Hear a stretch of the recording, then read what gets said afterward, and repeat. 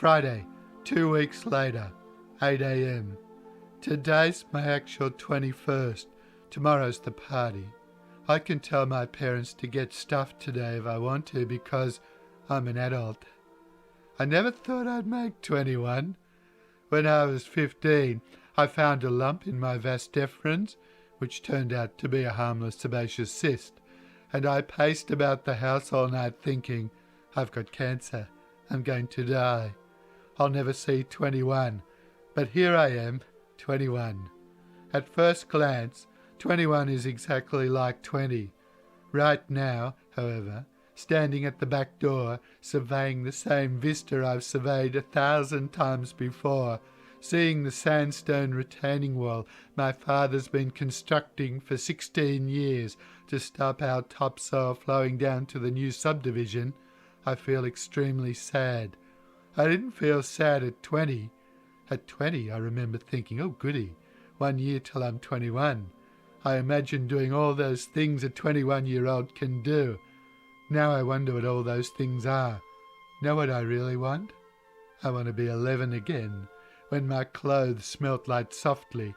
My father was my best friend, and my mother bowled to me in the backyard, and I'd slug the ball into the horse stud, and relatives would say, you know, Sandy will play for Australia one day.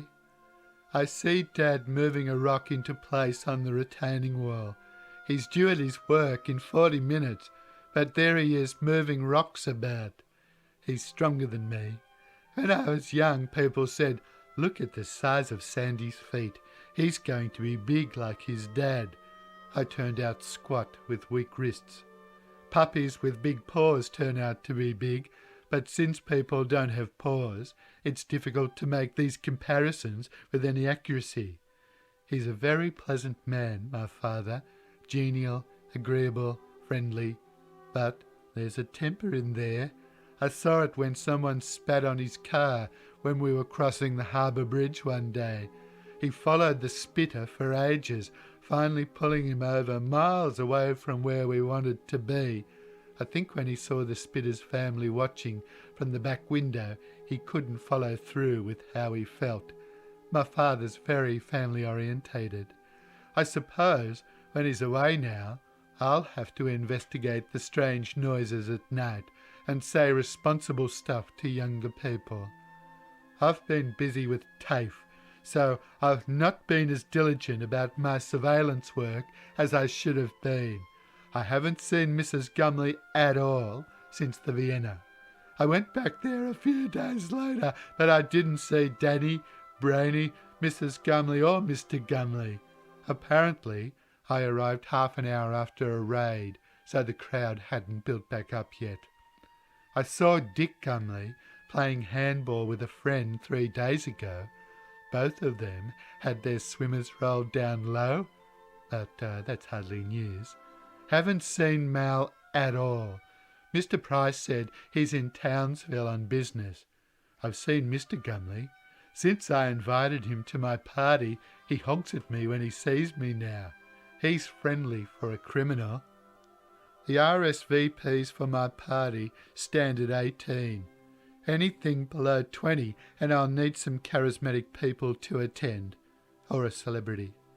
I haven't heard from Virginia, Niles, Ken Sorensen or Lexi's 1 and 2 yet, so I might crawl over the 20 mark. 7 p.m. I enjoy a special birthday dinner of something with gravy.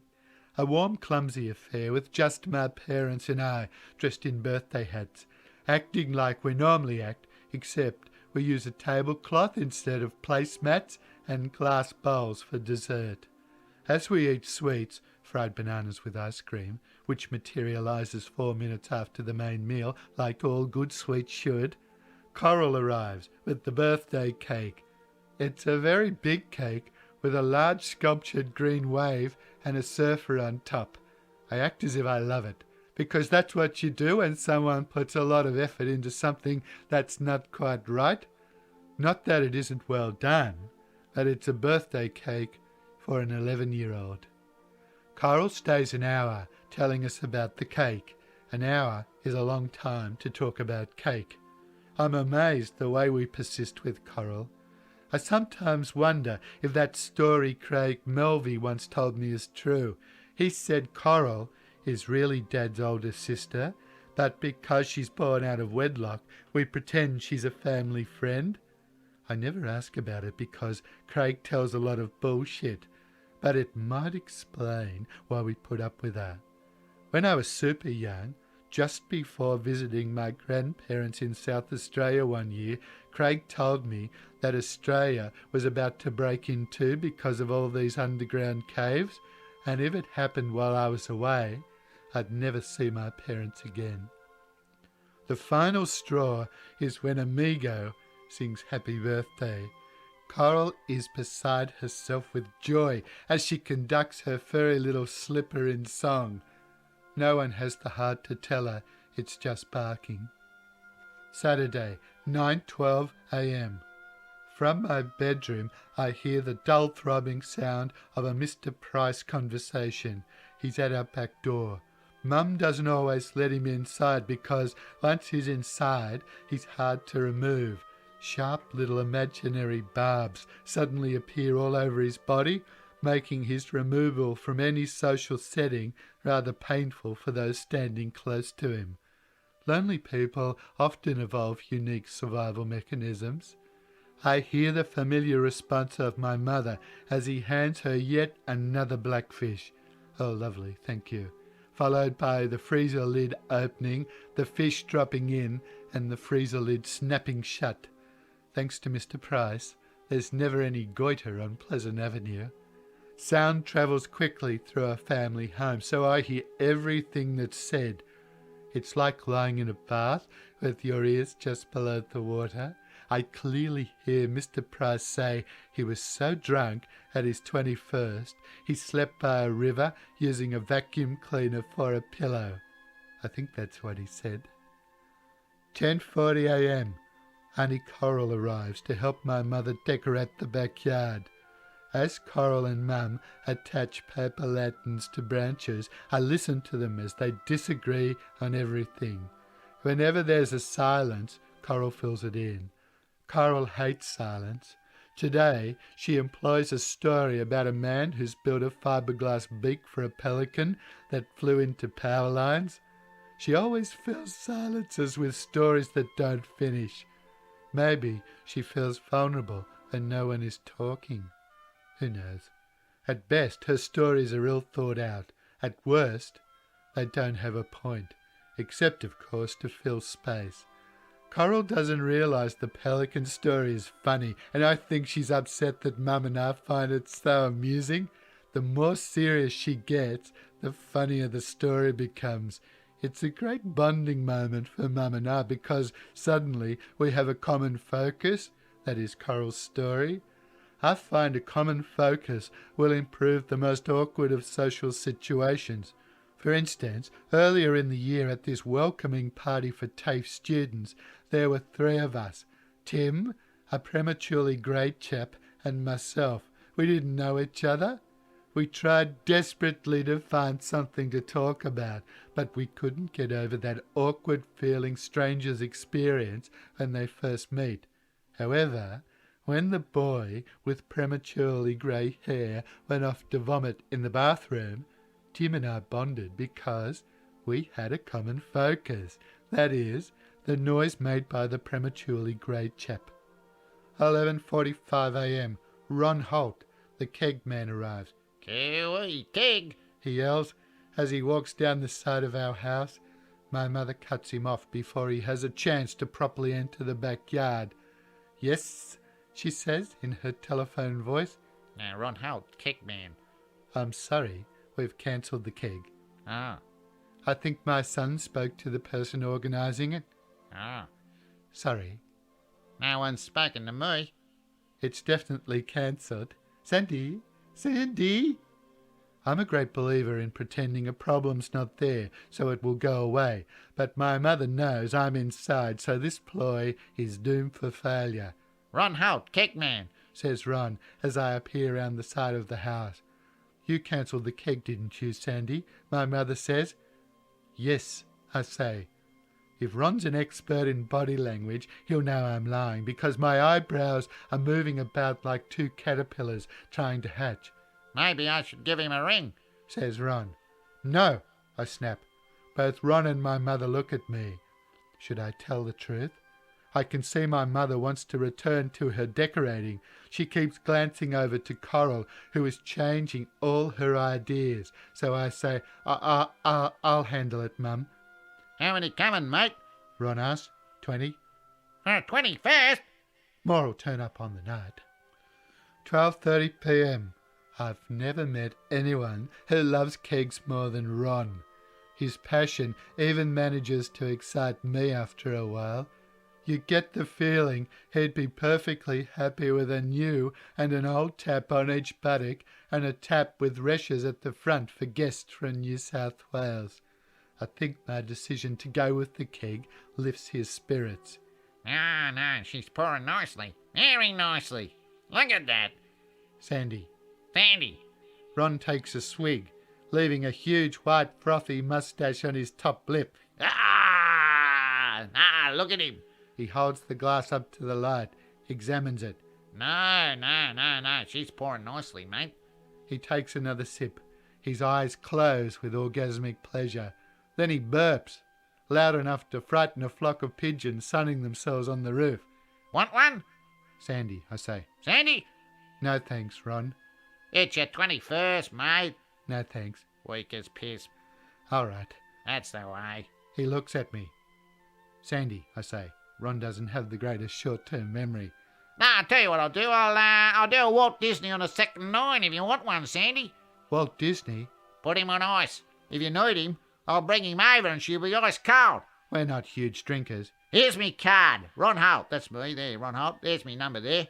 Now, I've set the gas up for you. Now, if you muck about with him, you'll get Mr. Whippy. I'll give you the drum. All the boys will have the Santa beach from the froth, mate. Too many arseholes fiddle with the gas at parties. I'll give you the cork tip. Ron stays for half an hour, telling me about the great keg shows he's been involved with. One gruesome story involved a guy who tried to tap a keg himself. The spear went straight into his skull, mate. Ruined the night, too. 4 p.m. The backyard looks too nice. Blue and white striped tarpaulin, Chinese lanterns, streamers, candy-coloured cellophane over neon lights, and Auntie Coral's sculptured wave cake sitting on a bench already bulging with lacy decorations. It looks like a 40th, not a 21st. I want to get every lacy doily and white gravel on them. I can't imagine anyone falling face first into a shoebox full of vomit here, like Scrotum did at Tonk's 21st. I wasn't there, but I heard about it. Things like that make a 21st memorable. This looks as if we're entertaining academics from the Bible Belt. Lucky we've got the keg. 4:30 p.m. A thin, pale figure suddenly appears at our side gate, like a ghost whose resting place has been disturbed by all the commotion. Shit! It's Niles Sharko. I haven't seen Niles in 3 years, and there he is, standing at the side gate, smiling at me like I saw him yesterday. But he's changed. He's got a groovy haircut. His clothes aren't light pastel, and as I soon find out, he spits after every sentence to make himself appear tougher. Sandy. Niles, how are you? Good. Cool. You got the invitation.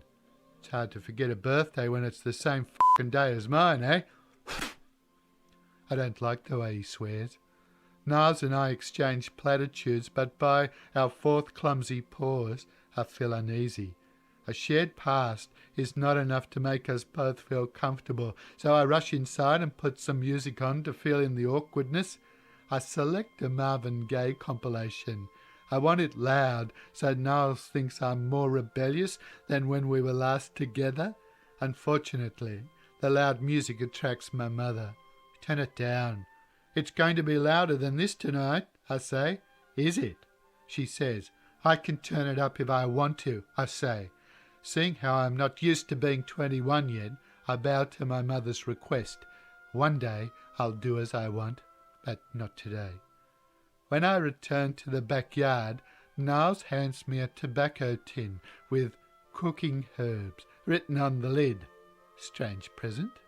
We both sit on the rusty hammock chair, each holding a frothy beer, listening to Marvin Gaye and not recognising the person we grew up with. I was going to practice pouring some beers before anyone arrived, but Niles caught me before I had a chance. It takes a while for the keg to settle down. Niles didn't have to say that, but he did, which was nice because it made me feel better about my poor barmanship. I haven't eaten since breakfast, so the effect of one beer is noticeable. The effect of two is dramatic. 3 becomes therapeutic. By 4, I feel overconfident. So much so that I tell Niles I was recently engaged, but discovered my fiancée was too money-orientated, and we broke up 3 days before the wedding. I don't know why I lie, or why I picked this lie. Maybe I'm trying to maintain the gap I've always had over Niles. I've always felt better than him. I found solace in the fact that he was more overprotected than me.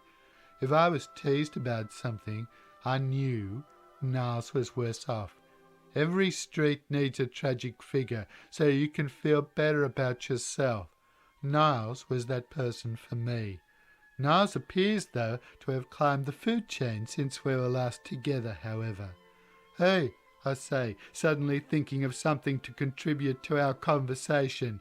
The Gumleys run an illegal casino, I say. Cool. Above the laundromat. Cool. You haven't been there, have you? Nah. We should go. Maybe. There's roulette, blackjack, free drinks if you're betting. They even have a red light that goes off half an hour before a raid. How long you staying round for? Dunno. We should go. Maybe. Got to watch the drinks though. They put metho in the drinks. Cool. Last time I went, I drove Mrs. Gumley home, and she took her dress off. She's a sharp-looking woman, man. I know. Very sharp, he says. Still is, I say. Remember when we went to their place and she was wandering around in a towel? He says. I don't remember, but I say yes because it seems the right thing to say. She gave me the horn, he says. I say. What did you do, man? He says. Zilch, I say. Why not, man? He says. Her old man knows guys who kill people for $2,000, I say. I'm cutting and pasting bits and pieces together, making it sound as if everything I'm saying is connected. Sadly, just as I feel comfortable with Niles, my mother appears and says, time to get ready. I supply Niles with his 5th beer, just as badly poured as the first 4, and go off to get into my suit. 5:15 p.m. I actually enjoy putting on my suit. I stop after each section goes on to look at myself in the mirror, noting the changes it makes to my appearance. I'm metamorphosizing into a mustard-coloured butterfly. I spent 20 years in a cocoon, eating myself stupid. Now I'm ready to spread my wings and look for a mate. I know you're not supposed to do up all the buttons on a jacket, but the feeling of being buttoned up tight is comforting, like being hugged by relatives at an airport. Since the suit alters my body shape, it makes me feel like someone else. The tightness of the jacket makes my arms stick out. I feel muscly, and the pants make me walk differently. I even try my hair a few different ways to complement the changes, but no matter what I do, my hair returns to a college boy style within 10 minutes. If you put a time-lapse camera on it, you'd see it move from mod to bouffant and back to college boy. My hair has been trained by the local barber, Mr. Pepper, to return to the college boy style, no matter what.